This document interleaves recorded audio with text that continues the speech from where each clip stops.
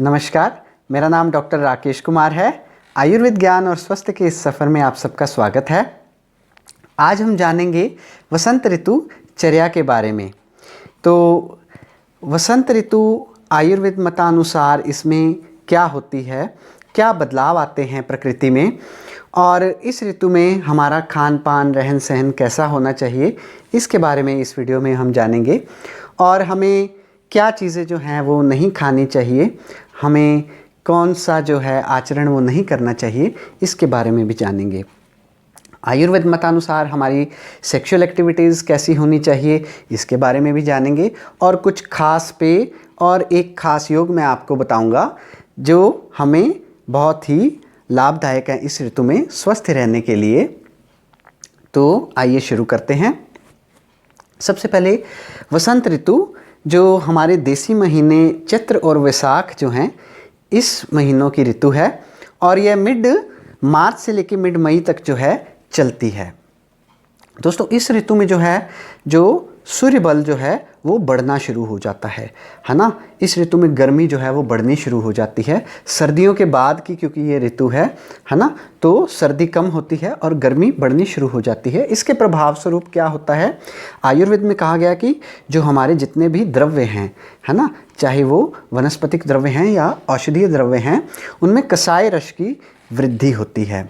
और इस ऋतु में जो है जितने भी अपना प्राणी है या हम कोई भी अपना लिविंग बीइंग है, उनके जो एनर्जी लेवल्स जो हैं वो अपना जो है वो कम हो जाते हैं। मध्य बल होता है इस ऋतु में प्राणियों में। अब पिछली अगर हम बात करें ऋतु की, सर्दी की ऋतु की है ना, शिशिर और हेमंत ऋतु की, उसमें जो है हमारे एनर्जी लेवल्स जो हैं वो पीक पर होते हैं है ना। अब इस ऋतु में क्या होता है, आयुर्वेद मतानुसार कफ का प्रकोप होता है ना। तो जो हेमंत ऋतु में कफ का संचय होता है वो इस ऋतु में जो है आकर प्रकोप हो जाता है। अब कैसे प्रकोप होता है, जैसे इस ऋतु में गर्मी बढ़ती है और पहाड़ों पर या हिमालय पर्वत पर जमी हुई बर्फ़ जो है वो पिघलनी शुरू हो जाती है, उसी तरह हमारे शरीर में जो संचित कफ है, हेमंत ऋतु में जो कफ का संचय हुआ वो जो है द्रवीभूत होकर सूर्य के प्रभाव से, सूर्य की किरणों के प्रभाव से बढ़ती हुई गर्मी की वजह से कफ जो है वो द्रवीभूत होकर क्या करता है, जठराग्नि को मंद कर देता है। हमारी पाचक अग्नि, जठराग्नि हम पाचक अग्नि को भी कहते हैं, हमारे डाइजेशन को जो है वो वीक कर देता है और स्रोतों में जो है कफ जो है वो फैल जाता है। अब इससे क्या होता है, इससे इस ऋतु में बड़े प्रकार के रोग जैसे कि सर्दी जुकाम है ना, खांसी है, सांस के रोग है और बहुत तरह के बुखार जो होते हैं, ज्वर है, ये जो है होते हैं। हमारा डाइजेशन क्योंकि वीक हुआ है तो हमारी भूख भी जो है वो कम हो जाती है इस ऋतु में। आयुर्वेद में आप कफ के शोधन के लिए क्या कहा गया है, जो वमन आदि पंचकर्म जो हैं इन्हें करने के लिए कहा गया है। इसमें जो है वमन कर्म यानी कि अपना सेल्फ इंड्यूस्ड वॉमिटिंग, जैसे उल्टी का करना, कुछ औषधीय द्रव्य लेकर या गुनगुना पानी लेकर, इसको जो है श्रेष्ठ माना गया है। अब दोस्तों, इस ऋतु में सबसे पहले मैं बताऊंगा कि हमें कैसा जो है अपना आहार विहार जो है जिसको नहीं करना है, जो हमारे लिए अपथ्य है, जो हमें आहार विहार जो है उसको ग्रहण नहीं करना है, इसके बारे में सबसे पहले बताता हूँ। आयुर्वेद में 6 रसों के बारे में बताया गया है ना। मधुर, अमल, लवण, कटु, तिक्त, कषाय, ये 6 रस हैं। तो पहले जो 3 रस हैं, मधुर, अमल, लवण, इन रसों से जो युक्त द्रव्य हैं इनका हमें सेवन या भोजन पदार्थ जो है इनका सेवन हमें नहीं करना है। जो भारी खाना है वो हमें नहीं खाना है। अब सर्दियों में मैंने अपने पिछले वीडियो में हेमंत ऋतुचर्या में बताया था कि सर्दियों में हम भारी खाना खा सकते हैं है ना, स्निग्ध चीज़ें खा सकते हैं, मधुर चीज़ें, मीठी चीज़ें जो हैं वो ज़्यादा हमें खानी चाहिए है ना, क्योंकि हमारा डाइजेशन जो है उस वक्त बहुत ही अच्छा होता है और भारी खाने को भी हज़म करने में जो है वो कैपेबल होता है। लेकिन इस ऋतु में हमारा डाइजेशन वीक हो गया तो हमें भारी खाना नहीं खाना है। अमल पदार्थ जो हैं, खट्टे पदार्थ जो हैं वो नहीं खाना है। चिकने पदार्थ जो हैं, स्निग्ध पदार्थ जो हैं वो नहीं खाना है। जो मिठाइयाँ हैं, मधुर पदार्थ हैं, बहुत ज़्यादा मीठा जो है वो नहीं करना चाहिए। अब जैसे नए चावल हैं, भिंडी है, उड़द की दाल है, आलू है, सूरन है, सूरन को हम अपना जमीकंद कहते हैं, केला है, अंगूर है, उसके बाद संतरा है, बेर है, अमरूद है, पिस्ता, काजू जैसे ड्राई फ्रूट्स हम खा रहे थे वो अब इस ऋतु में हमें नहीं खाने हैं। भैंस का दूध जो है वो भी आयुर्वेद में कहा है कि नहीं पीना, क्योंकि भैंस का दूध जो है वो बहुत भारी होता है ना। दही का सेवन नहीं करना, पनीर हमें नहीं खानी, मलाई हमें नहीं खानी, खोया जो है हम ठंडी में खाते थे है ना, मलाई खाते थे, ये नहीं खानी है। ठंडा पानी जो है फ्रिज का पानी ये नहीं पीना इस ऋतु में। लोग क्या करते हैं कि अपना ऋतु परिवर्तन हुआ, ऋतु संधि काल में कहते हैं कि गर्मी आनी शुरू होगी, फ्रिज में पानी लगा लो, ठंडा पानी पिएंगे। नहीं, ठंडा पानी जो है वो नुकसान करता है। तो आपको ठंडा पानी नहीं पीना है। और उसके बाद हमें क्या करना है, तली हुई चीज़ें जो हैं वो नहीं खानी है ना। मैंने कहा मिठाइयाँ नहीं खानी हैं। और हमारा व्यवहार कैसा होना चाहिए, हमें इस ऋतु में जो है दिन में नहीं सोना चाहिए, हमें दिन में बिल्कुल भी नहीं सोना है हमें। अब इस ऋतु में हमारा आहार विहार जो है वो कैसा होना चाहिए, क्या हमारे लिए जो है खान पान अच्छा है, हमारे लिए आयुर्वेद में कहा गया कि पथ्य क्या है, इस ऋतु में हमें कैसा खाना पीना हमें खाना चाहिए, इसके बारे में हम जानते हैं। तो अब रह गए 3 रस, कटु, तिक्त और कषाय। तो जो कटु, तिक्त, कषाय रसयुक्त द्रव्य हैं इनका हमें इस ऋतु में सेवन करना है ना। हल्का खाना खाना है, भारी नहीं खाना। तो कैसा खाना है, हल्का खाना, लघु आहार और रुक्ष आहार आयुर्वेद में कहा गया है कि हमें खाना है। कैसे, जैसे जौ और गेहूं का आटा हम इसे मिक्स करके खा सकते हैं। ज्वार का आटा, बाजरे का आटा है ना, गेहूं के आटे में मिक्स करके खा सकते हैं। आजकल बाज़ार में बना बनाया मल्टीग्रेन आटा मिलता है, आप वो लेके खा सकते हैं। हमें पुराने चावल खाने चाहिए, रखे हुए जो स्टोर्ड राइस हैं वो खाने चाहिए।